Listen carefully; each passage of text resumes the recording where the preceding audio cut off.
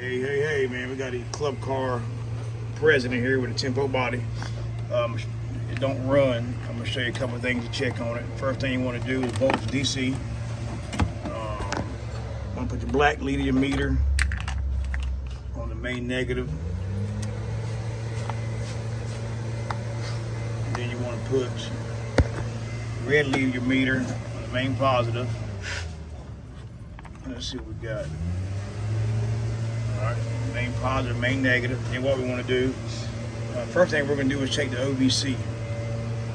Actually, we're going to check the key switch first. So we're going to leave the black lead on the main negative. Alright, then we're going to take the red lead, put it on the key switch. And you can see 49 volts. 49 volts. When you turn the key off, voltage goes away.